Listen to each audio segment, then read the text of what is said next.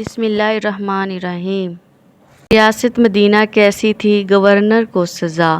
حضرت عمر رضی اللہ تعالیٰ عنہ نے نہ صرف حکومتی عاملین کے لیے سخت قوانین بنائے تھے بلکہ ان کے سالانہ احتساب کا طریقہ بھی رائج کیا تھا۔ آپ کے دور میں تمام صوبوں کے عاملوں کو ہدایت تھی کہ وہ حج کے موقع پر لازمی مکہ مکرمہ پہنچیں، جہاں اعلان کیا جاتا کہ کسی عامل کے خلاف کوئی شکایت ہو تو وہ پیش کرے۔ پھر وہیں مجمع میں شکایت سنی جاتی اور اگر کوئی عامل مجرم ثابت ہوتا تو اسے وہیں مجمع میں سزا سنائی جاتی۔ عامل مصر ایاز بن غنم نے قیمتی لباس پہنا اور محل میں رہنا شروع کیا۔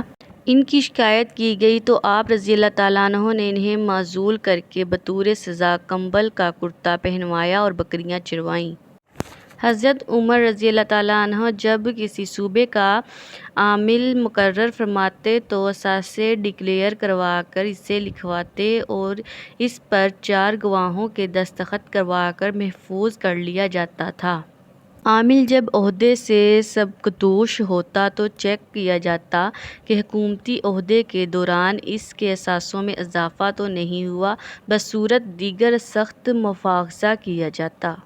تقرر کرتے وقت عامل سے حلف لیا جاتا کہ حکومتی عہدے کے دوران وہ کبھی ترکی گھوڑے پر سوار نہیں ہوگا، باریک یعنی مہنگا کپڑا نہیں پہنے گا، چھنا ہوا آٹا نہیں کھائے گا، دروازے پر دربان یعنی گارڈ یا چپڑاسی وغیرہ نہیں رکھے گا، اہل حاجت کے لیے ہمیشہ اپنا دروازہ کھلا رکھے گا،